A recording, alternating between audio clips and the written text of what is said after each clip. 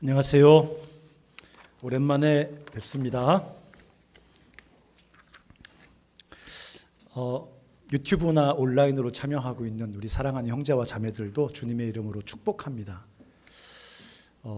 청주에 있는 분들은 함께 예배에 나오셔서 우리가 여기에 그래도 조금 더 앉을 수 있을 것 같아요, 그렇죠? 네, 함께 얼굴을 보면서 찬양하고 하나님을 예배했으면 좋겠습니다. 오늘 함께 나누고 싶은 말씀은 요한복음 14장 6절 한 절만 같이 읽고 하나님 말씀을 나누겠습니다. 요한복음 14장 6절, 여러분들 익숙한 구절일 겁니다. 자, 읽어볼까요? 시작. 내가 곧 길이요 진리요 생명이니 나로 말미암지 않고는 아버지께로 올 자가 없느니라. 다시 한번 읽어볼까요? 시작. 예수께서 이르시되 내가 곧 길이요 진리요 생명이니 나로 말미암지 않고는 아버지께로 올 자가 없느니라. 오늘 제가 말씀을 나눌 때 제목은 Come to the Father through me, 나를 통해서 아버지께 오라라는 제목으로 말씀을 전하고 싶습니다. 요즘 세대를 가리켜서 재미난 말로 노답 제너레이션이라고 합니다. 답이 없는 세대다 이거죠. 답이 없는 세대, 노답 제너레이션이다. 공감이 되고 동의가 됩니다. 길이 보이지 않아요. 정치도 저는 사실은 이런 말 조금 위험할 수도 있겠지만 이번 새로운 정권이 들어서면서 나라가 아주 좋아질 거라고 생각했어요. 제가 좋아하는 분들이 정치권 안에 많이 들어가서 관료로 정치인으로 역할을 하는 그런 정권이었습니다. 근데 지금 시간이 지나면서 누가 나쁘고 잘하고 이런 걸 떠나서 정치에 소망이 없구나 라는 생각이 듭니다. 경제에도 보면 몸부림은 치고 있는 것 같고 애는 쓰는 것 같지만 경제에 관련된 상황들, 이야기들 들어보면 경제에도 길이 없어 보인단 말이죠. 사회도 보면 너무너무 혼란스럽고 너무너무 어둡고 점점 더 깊은 침체로 빠져들어가는 것 같아서 사회 문화 어느 구석을 봐도 소망이 없어 보입니다. 종교도 역시 마찬가지 있는 것 같습니다. 그러다 보니까 사람들의 절망이 너무 깊고 크다 보니까 막 극단적인 현상들이 막 사람들에게서 막 터져 나오는 것 같아요. 요즘 뉴스 같은 거 보면 어떤 뉴스에 나오는 사람들의 사건들 이런 거 보면 너무 극단적이에요. 그 어느 때보다 극단적인 이기주의가 사회 구석구석에 만연해 있습니다. 아주 기형적인, 쉽게 볼 수 없는 아주 기형적인 사회 현상들이 매일매일 발생해요. 모르겠어요. 여러분들 중에 주식하는 분들이 계신지 모르겠지만 지금은 주식에 광풍이 불고 있습니다. 제 아들도 저에게 군대 제대하고 와서 그랬어요. 아빠 이제 가만히 있으면 안 됩니다. 왜? 주식을 해야 됩니다. 자기가 군에서 모아갖고 왔는데 한 방에 어딘가에 좀 이렇게 투자하고 싶다고 막 그래서 제가 뒤지게 켰어요. 좀 이따 오더니 지금은 이제 주식도 아닙니다. 비트코인에 투자를 해야 된다고. 그러니까 평범한 사람들 안에 이런 어떤 극단적인 현상들이 막 일어나고 있단 말이에요. 막 이웃끼리 물론 층간소음이 심각한 거지만 층간소음 때문에 사람을 죽이기도 하고 어린아이들을 향한 극단적인 폭행이 막 발생하기도 하고 여인들을 향한 어떤 묻지마 폭행 같은 게 막 발생하기도 하고 어떤 이런 집단 이기주의가 극단적으로 발현되기도 하고 이런 어떤 비정상적인 기형적인 사회를 보면서 어떤 생각이 드냐면 절망에 빠져 있는 사람들의 슬픈 몸부림 같단 말이에요. 나쁜 사람이기도 하겠죠. 그런 일을 할 만한 인격을 가진 사람이었겠죠. 하지만 어떤 면에서 보면 너무 지독한 절망에 빠져 있는 사람들의 어떤 그 몸부림, 그 슬픔에 참 몸부림처럼 느껴져서 참 마음이 아픕니다. 이럴 때 오늘 본문에서 예수님께서 뭐라고 말씀하시냐면 내가 곧 길이요 진리요 생명이라고 말씀하십니다. 이 말씀은 사실은 이렇게 번역해놨지만 정확히 말하면 나만 곧 나만 유일한 길이요 진리요 생명이란 뜻이에요. 여러분, 우리가 이런 말씀을 읽고 이런 말씀을 믿는 사람으로서 정말 기독교는 이렇게 극단적으로 혼란과 어둠에 빠져 있는, 아주 극단적인 절망에 둘러싸여 있어서 슬픔의 몸부림을 치고 있는 이 기형의 사회를 향해서, 이 절망의 아우성을 지르고 있는 이 사회를 향해서 뭐 복잡한 말 쓰지 않아도 정말 길이 없어 보이고 암담해 보이는 이 시대를 향해서 기독교가 답이라고 얘기할 수 있을까요? 사람들이 막 개독교라고 말하고 막 기독교의 기자만 써도 막 욕부터 막 나오고 묻지도 따지지도 않고 욕하잖아요. 그런 사람들을 향해서 아니야, 그건 편견이야, 오해야, 우리가 좀 잘못한 게 있기는 해, 우리 중에 일부의 사람들이 좀 오류를 범하기도 하고 당신들을 좀 고통스럽게 하는 실수를 범한 거 맞아, 그래도 기독교가 답이야, 그래도 예수님이 답이야, 그래도 여기밖에는 생명과 길이 없어라고 우리는 말할 수 있습니까? 정말 기독교가 답입니까? 예수만이 길이고 진리고 생명입니까? 이젠 이런 질문을 하면서 살 때가 됐다는 것입니다. 돈과 풍요의 환상 속에 사람들이 살잖아요. 돈과 이 풍요가 우리에게 구원을 줄 거라고 끊임없이 사람들의 마음속에 큰 소리로 떠들어댑니다. 하지만 이제 웬만한 사람은 다 알아요. 세계를 떠받치고 있는 경제, 이 경제의 어떤 호황처럼 느껴지는 것은 사실 버블이라는 거, 버블. 우리가 버블 위에 집을 진 거예요. 우리가 누리고 있는 모든 이 편안함과 부유함과 풍성함과 이 풍요로움이 다 버블 위에 있는 거예요. 언젠간 반드시 꺼지게 되어 있습니다. 그땐 우리는 치명적인 고통을 경험하게 될 거예요.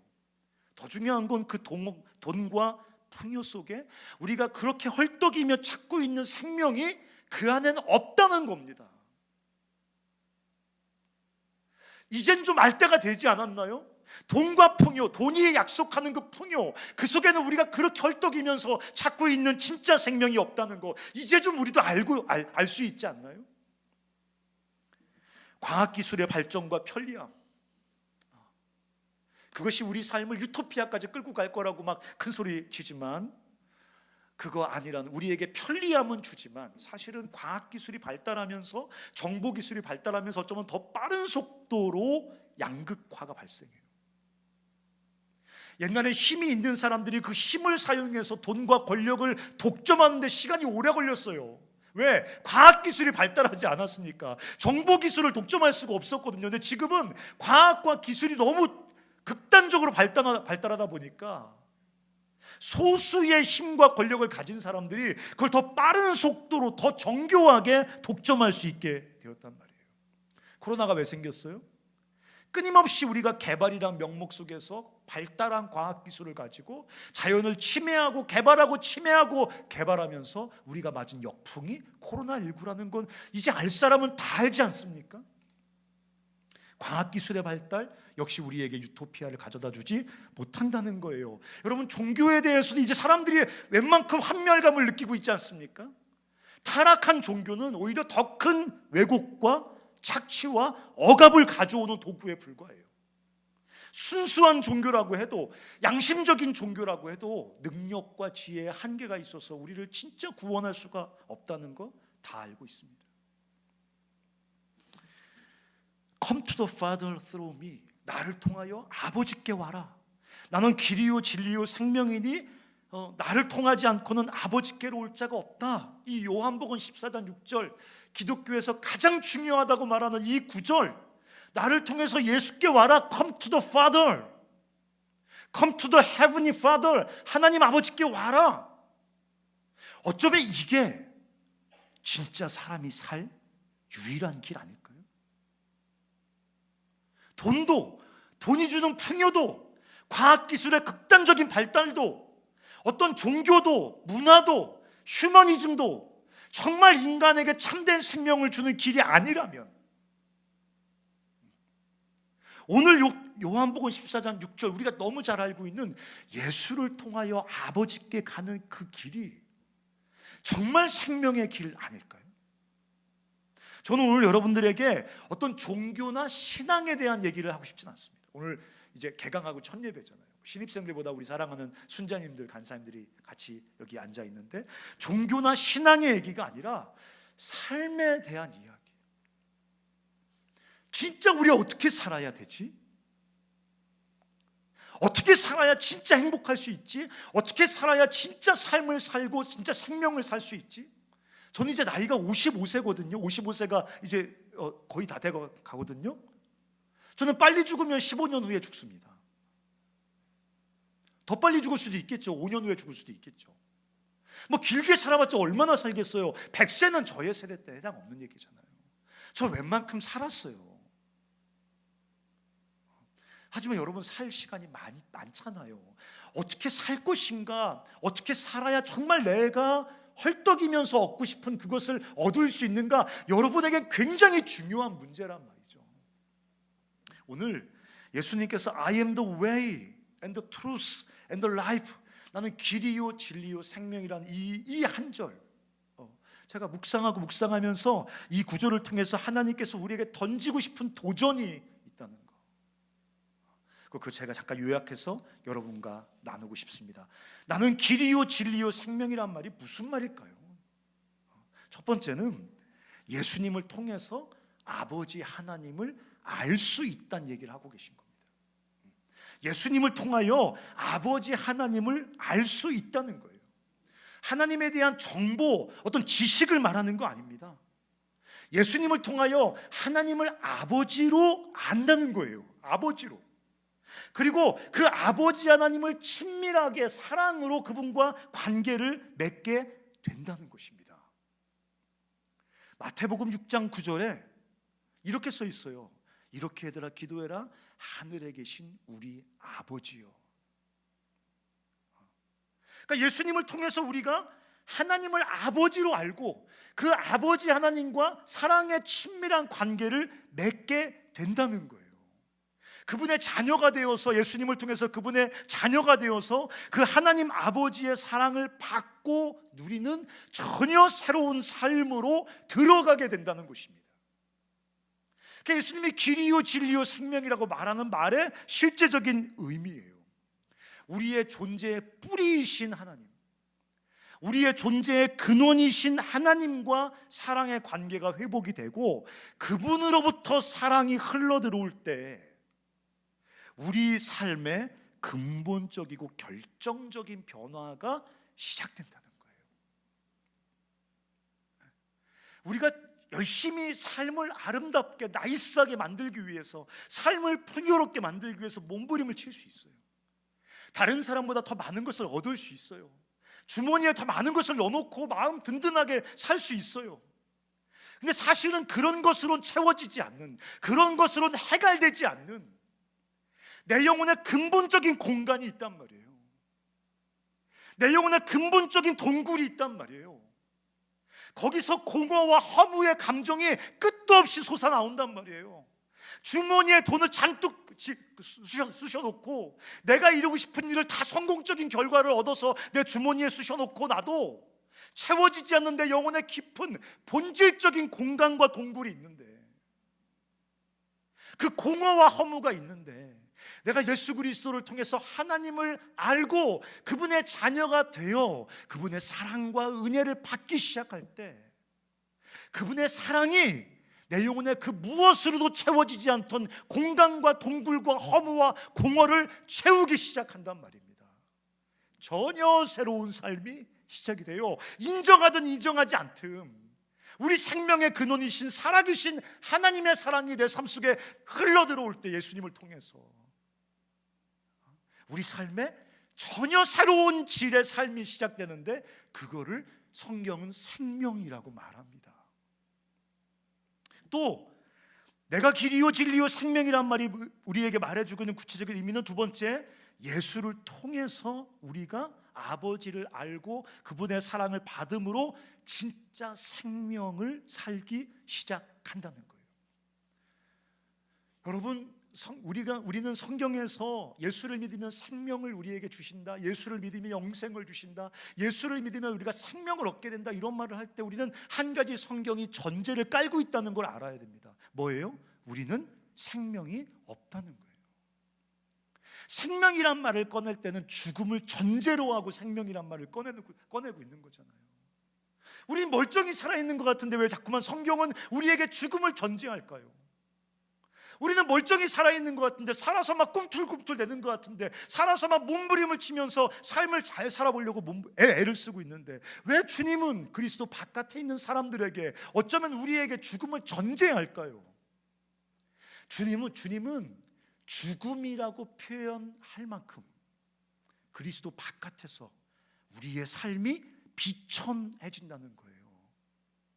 그리스도 밖에서 우리의 삶은 잃어버린 삶이라는 거예요. 하나님이 주시는 그 풍성한 삶, 하나님이 주시는 그 복된 삶, 하나님이 주시는 그 거룩한 삶, 하나님 주시는 그 기쁨이 충만한 삶, 하나님 주시는 그 윤택한 삶, 그 삶을 다 잃어버린, 다 상실해버린, 진짜 삶의 생기의 근원이신 하나님을 잃어버리고 차마 산다고 말할 수 없을 만큼 상실된 삶, 빼앗긴 삶, 그냥 흔적만 남아있는 삶. 그 주님은 우리에게 죽었다 말씀하시는 거예요. 교리적으로 주님과 끊어져 있으니까 죄와 허물로 말미암아 죽었다, 왜 맞아요. 근데 그냥 교리적으로 죽은 게 아니라 진짜 삶에서 실존적으로 죽었어요. 죽었다고 말할 만큼 우리는 너무 치명적으로 진짜 생명을 잃어버렸어요. 그게 뭐예요? 하나님의 사랑 안에서 하나님과 함께 살아가는 풍성한 삶이 있단 말이에요. 하나님 우리를 지으시고 당신의 형상으로 지으시면서 우리에게 살기를 기대하고 우리에게 살기를 원하는 진짜 생명의 삶이 있단 말이에요. 근데 그걸 잃어버렸어요. 그 결과 채워지지 않는 깊은 갈증과 굶주림이 계속 내 안에서 작동해요. 여러분, 제가 농담으로 가끔 말하잖아요. 레드윙 끊었습니다. 지금이 이제 누구나 홀딱 반한 닭, 이름이 좀 이상해요, 줄이면. 그래서 누구나 홀딱 반한 닭이라고 충북대점과 복명점에 있는 거에 꽂혔어요. 제가 그거 우리 딸내미랑 한 그릇 다 먹고, 그 다 먹은 다음에도 냉장고를 열어서 우리 집사람이 시켜놓은 냉동식품 그 춘천 닭갈비 그거를 막 볶고 있는 거예요. 거기다 밥을 막 비벼가지고 막 이래가지고 막 먹는 거예요. 그거는 먹는 게 아니에요. 처먹는 거죠. 그거는 건강을 위해서 내 위를 채우기 위한 정상적인 식사가 아니에요. 그건 식탐이라는 걸 통해서 내 영혼 밑바닥부터 올라오는 그 끓는 굶주림과 그 어떤 허기, 그 갈증에 대해서 그렇게 반응하는 거거든요. 이 죽어버린 삶, 하나님의 생명을 잃어버린 이 삶, 생명을 상실한 이 삶은 채워지지 않는 갈증과 굶주림에 사로잡혀서 광적으로 먹고 마시며 쾌락과 풍요와 만족을 추구하지만 더 깊은 굶주림과 갈증에 사로잡혀요. 우리는 생명을 상실한 채 죽음을 살고 있는 거예요. 우리는 생명을 잃어버린 채 죽음을 살고 있는 거라고요.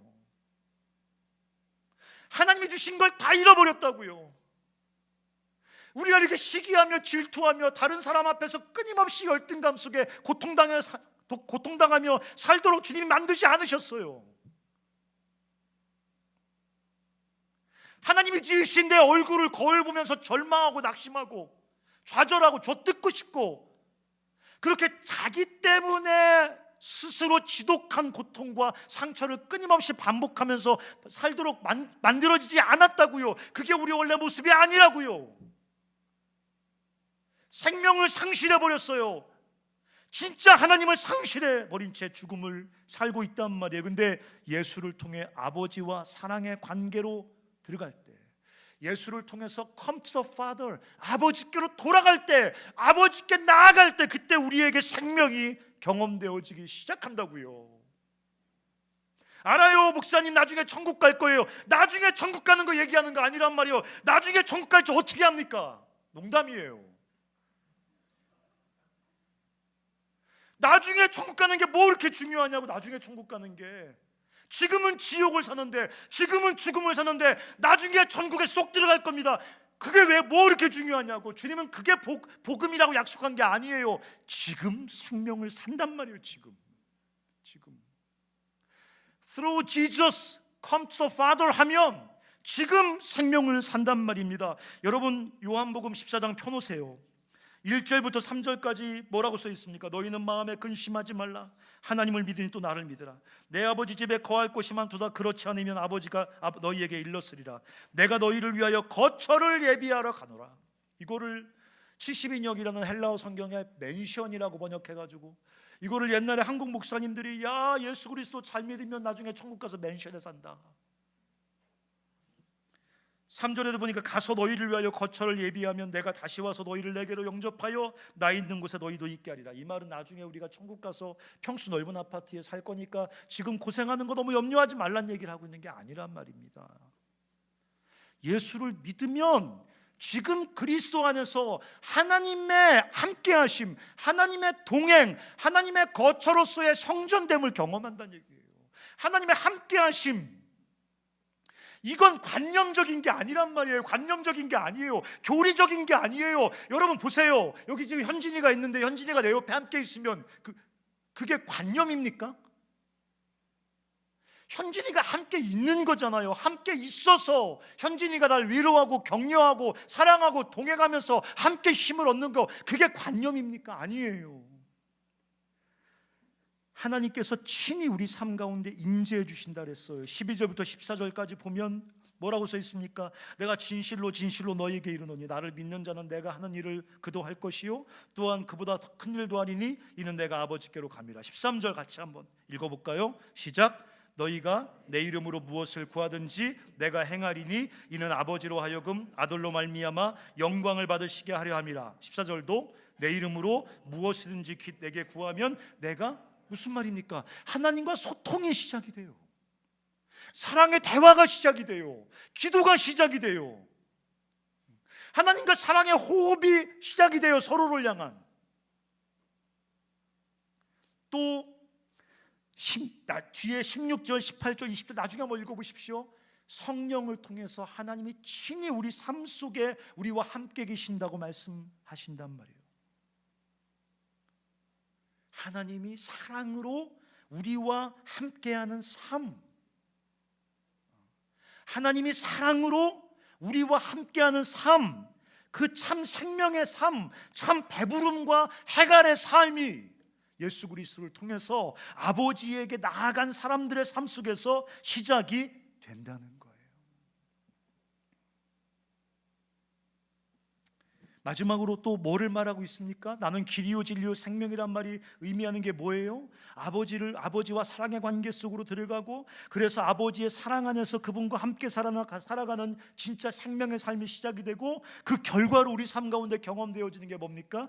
예수를 통해 새로운 삶, 새로운 길로의 삶이 우리 가운데 시작이 된다는 것입니다. 예수를 통해 아버지의 사랑을 받고 생명을 살기 시작하면, 생명을 얻게 되면 이 땅에서 참 삶의 길을 발견하고 그 길로 걸어가기 시작합니다. 여러분 15절 한번 읽어보실래요? 15절 내가 읽어드릴게요.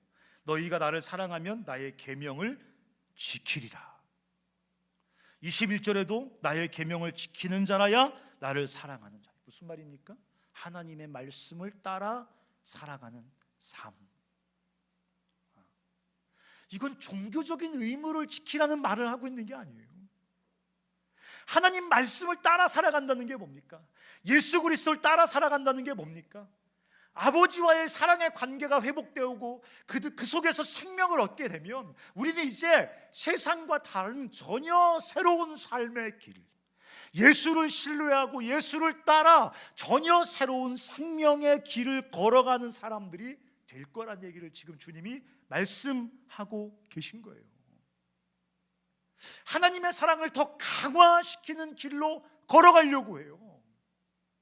하나님의 생명이 더 풍성하게 뿜어져 나오고 하나님의 생명이 더 온전하게 경험되어지는 삶으로 걸어가려고 해요. 그게 좀 고난일지라도, 그게 좀 손해보는 길일지라도, 그게 다른 사람들에게 손가락질 받는 길일지라도, 세상 길과 다른 길이라 할지라도 하나님의 사랑이 내 삶 가운데 더 온전해지고 예수 그리스도의 생명이 내 삶 가운데 더 역동적으로 발현될 수 있는 그 삶을 고집스럽게 살아가려고 한단 말이에요. 새로운 길로 삶을 살아가기 시작한다는 것입니다. 이 길은, 이 삶의 방식은 세상과 너무 달라요. 세상의 길은 원인 모를 굶주림과 갈증에, 극단적인 갈증에 사로잡혀서 돈과 쾌락과 자기 만족을 추구하는 거예요. 그게 세상의 길이잖아요. 뭔지는 모르겠는데 너무 배고파요.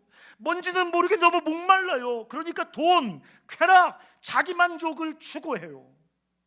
그렇게 해서라도 내 안에 이 굶주림과 갈증을 해결하고 싶은 거예요. 심지어 어디까지 가요? 다른 사람의 삶을 파괴하고 착취하면서라도 내 굶주림을 채우고 싶어요.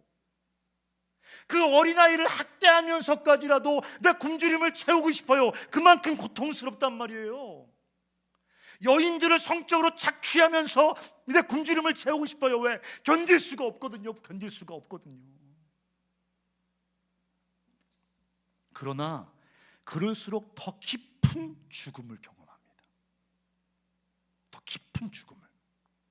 예수 안에서 발견한 새로운 참 생명의 길. 오늘 주께서 말씀하신 그 주님의 계명을 지키는 길, 아버지 하나님을 신뢰하고 그분이 보내신 삶의 자리에서 하나님과 함께 이웃을 사랑하며 하나님 안에서 나를 기뻐하는 전혀 새로운 삶의 길. 천국은 나중에 죽으면 가는 게 아니라 예수님을 신뢰하고 세상과 다르게 이웃을 섬기고 사랑하며 나를 기뻐하는 그 삶의 길을 뚜벅뚜벅 걸어가면서 오늘 내 삶 가운데 경험되어지는 것이 바로 그 주님이 말씀하신 천국이라는 것을 아는 그 바로 삶의 길. 그 길로 예수를 통해 하나님의 사랑을 만난 사람들, 그 안에서 생명을 소유한 사람들, 그 안에서 그 전혀 새로운 전혀 다른 생명의 길을 발견한 사람들은 그 길을 뚜벅뚜벅 걸어간단 말이에요. 여러분 보세요. 성경에서 우리에게 살라고 말씀하신 그 삶의 방식, 삶의 가치관, 삶의 목적, 삶의 길이 어떤 길입니까? 주님 우리에게 말씀하시잖아요. 자기 생명을 얻고자 하면 잃을 것이요, 잃고 나와 복음을 위하여 그 생명을 잃으면 생명을 얻으리라. 얘기해봐요. 이 말씀 믿습니까? 이 말씀 믿어요? 세상은 정반대의 길을 얘기하잖아요. 생명을 얻으려 하는 자가 얻을 것이요, 생명을 잃는 자는 잃을 것이다, 이렇게 말하잖아요. 그래서 새학기 시작하면 단시간에 한 조각이라도, 내 삶의 에너지 한 조각이라도, 내 삶의 어떤 리소스 한 조각이라도 모두 다 효율적으로 관리하여 다 나를 위해 쓰리라. 내 생명 전부 다 움켜쥐고 오직 나를 위해 다 쏟아 부으리라. 그래야 살리라. 그 세상 복음이잖아요. 세상이 우리에게 가르쳐준 삶의 방식이잖아요. 심지어 다른 사람 것까지 빼앗아서 그걸 경쟁이래요. 경쟁일 수 있겠죠. 근데 경쟁이 어느 선을 넘어서 어떤 사람이 마땅히 인간으로서 누려야 될 기본적인 어떤 그 품위를 누리며 살 수 있는 삶의 자원까지 착취한다면 그건 경쟁이 아닙니다. 폭력이죠. 근데 우린 개의치 않아요. 경쟁을 통해 승리자가 되어서, 그게 폭력일지 모르겠지만 착취일지 모르겠지만 그 착취하고 폭력으로 쟁취하는 자가 되고 싶어요. 그게 세상 모든 사람들이 걸어가고 있는 세상의 길이에요. 번영의 복음이에요.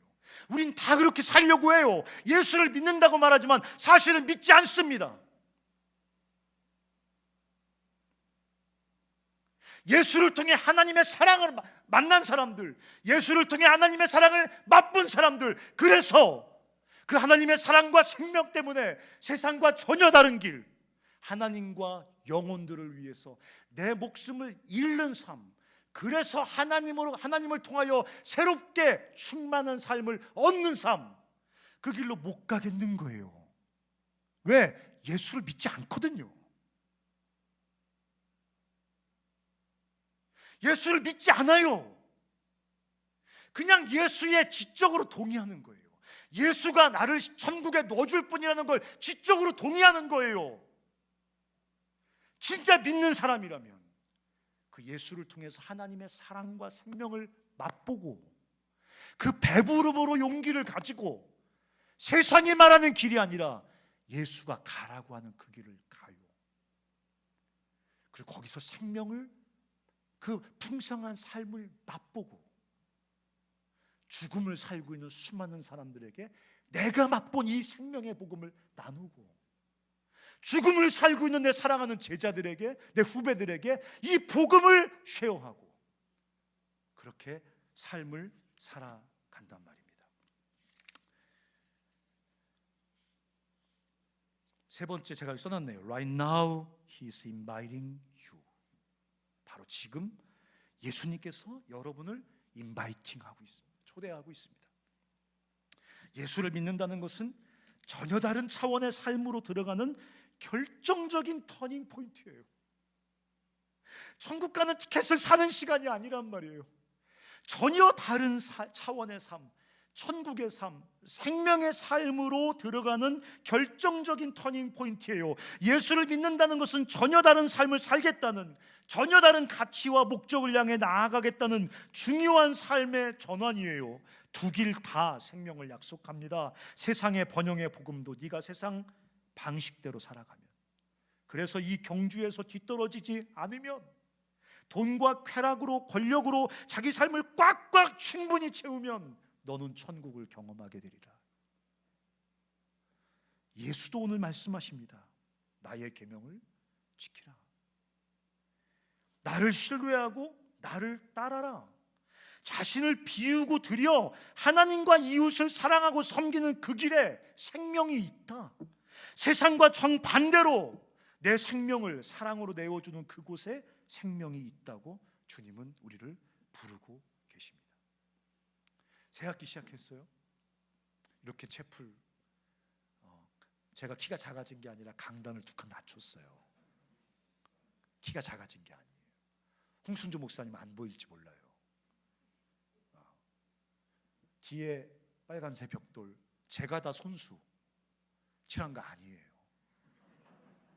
전문가들이 오셔서 하루 만에 뚝딱 해치우셨어요. 이렇게 같이 예배드리게 돼서 엄청 행복해요. 같이 찬양하는 게 이렇게 감격스러운 잘 몰랐어요, 전에는. 근데 새학기 첫 예배를 여러분과 함께 드리면서 다시 한번 조금 진지하게 예수님의 음성 앞에 서고 싶어요. 나는 곧 길이요 진리요 생명이요 나로 말미암지 않고는 아버지께로 갈 자가 없다고 늘 지나치게 진지하신 우리 주님이 오늘 이 새학기 시작하면서 뭐 듣지? 학점 뭐 받지? 자격증 뭐 따지? 돈 어떻게 하지? 아르바이트 어떻게 하지? 그놈과 어떻게 사귀지? 이런 여러 가지 현실적인 문제로 머리가 꽉 차 있는데 주님께서 오늘 우리에게 진짜 생명의 길이 무엇인지 도전하고 있습니다.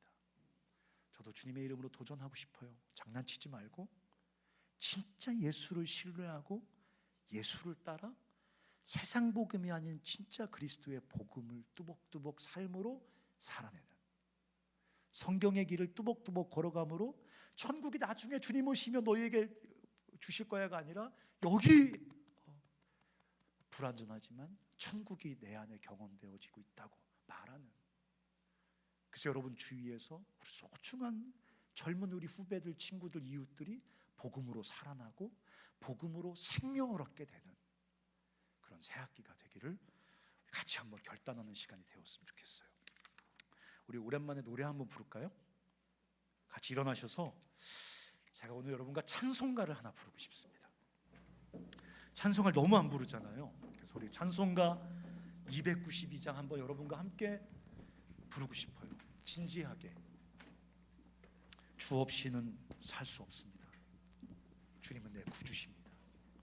새학기 시작하면서 주님을 신뢰하고 주님을 따라 주님의 방식대로 세상 한복판을 뚜벅뚜벅 걸어가겠습니다.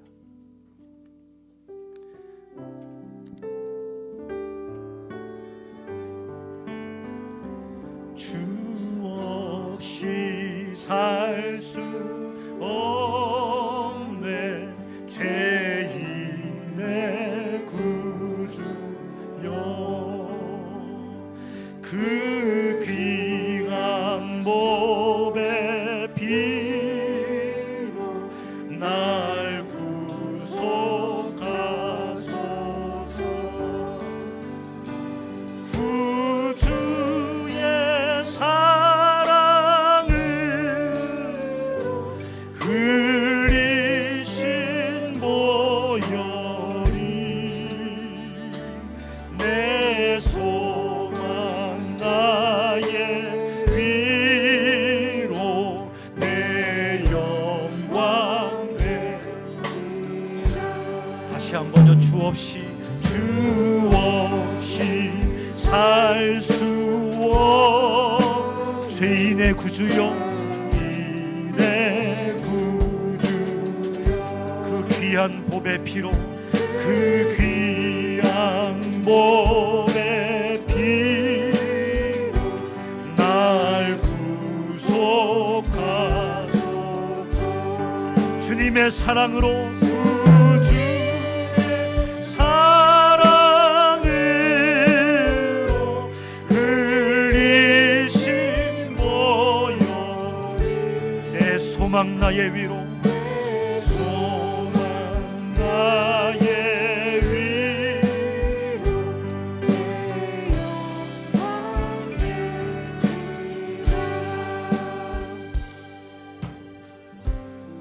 다시 한번 우리 가사의 마음을, 삶을 다 담아서요.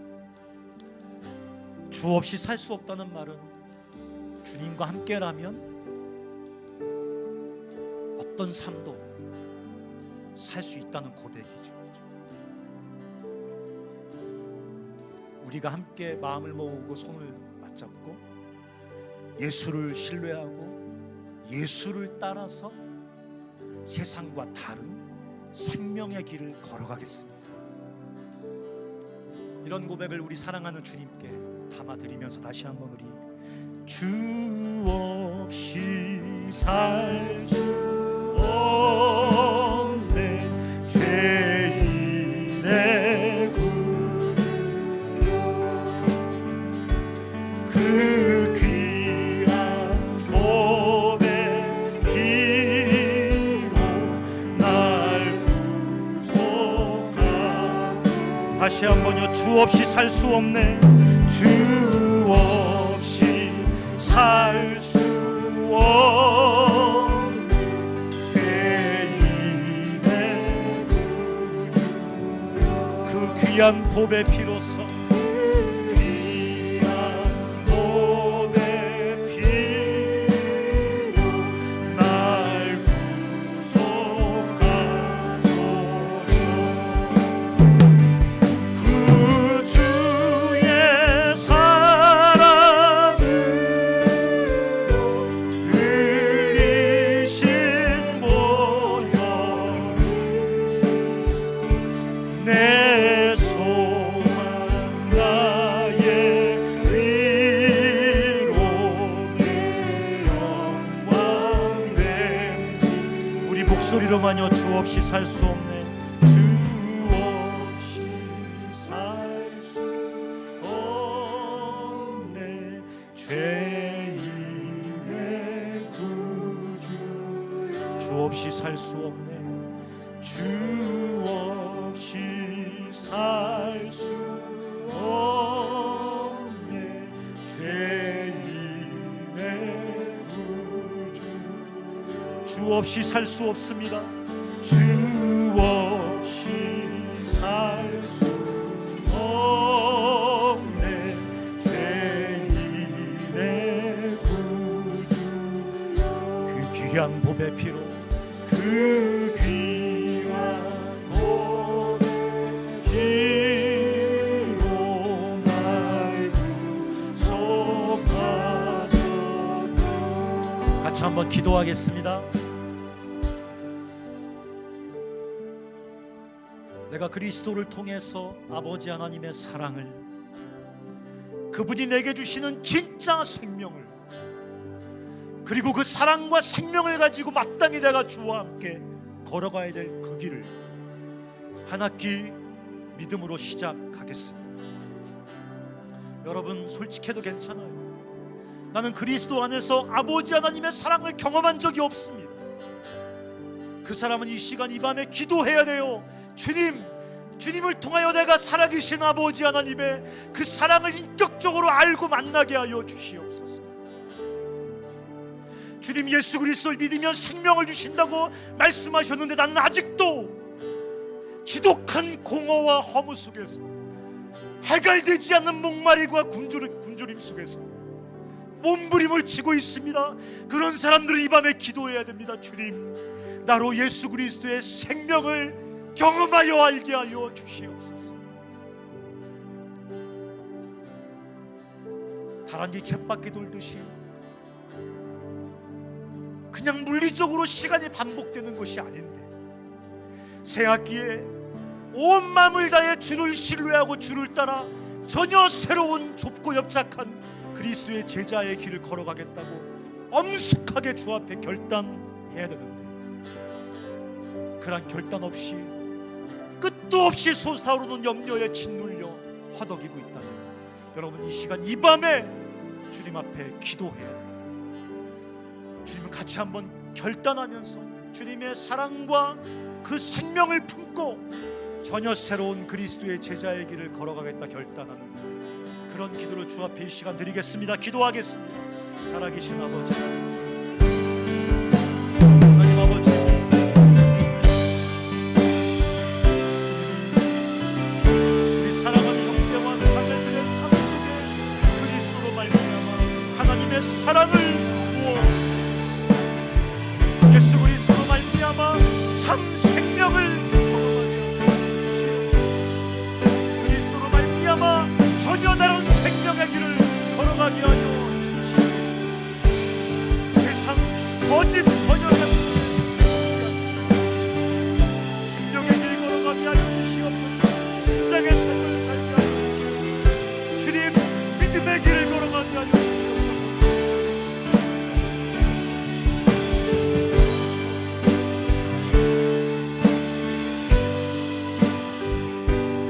한 가지 더 위해서 기도할 때, 여기 오프라인으로 참석해서 함께 예배하고 있는 우리 소중한 형제와 자매들, 또 온라인으로 이 예배에 함께하고 있는 우리 사랑하는 형제와 자매들과 함께 기도하고 싶은 아주 진지하고 간절한 기도 제목이 있습니다. 여러분, 이 새학기 2021년 새학기를 시작하면서 어떤 길로 걸어가시겠습니까? 세상이 우리 마음속에 심어놓은 그 세상의 길, 그 번영의 복음을 쫓아 살아가시겠습니까? 내 생명의 한 푼도 낭비하지 않고 다 나를 위해 쏟아부어 온전히 나를 충만하게 채우겠다는 그 길로 걸어가시겠습니까? 아니면 그리스도께서 우리에게 말씀하신 도전해 오신 그 생명의 길, 좁은 길, 십자가를 지는 길, 주와 주의 복음과 맡기신 영혼을 위해서 내 목숨을 잃는 길, 세상 아무도 안 가는 그 길, 근데 주께서 생명의 길이라고 말씀하신, 따라오라고 말씀하신 그 길로 가시겠습니까? 이 밤에 한 번 더 같이 기도할 때 어떤 길로 걸어갈지 주 앞에 분명하게 말씀하십시오. 만약 주를 따라 좁은 생명의 길을 걸어가시겠다고 작정하시는 분들은 주님, 나를 좀 도와주십시오. 그 길을 신실하게 걸어갈 수 있도록 나를 좀 도와달라고 우리가 한 번 더 같이 기도하겠습니다. 예수님, 이 밤에 우리가 어떤 길을 걸어갈지 선택해 번영의 복음을 쫓아 남들 다 걸어가는 그 넓은 길을 걸어갈까요? 아니면 예수님과 함께 좁은 길을 걸어갈까요? 생명의 길을 걸어갈까요? 아버지, 우리를 도와주시고 나를 도와주시고 우리 같이 주시옵소서.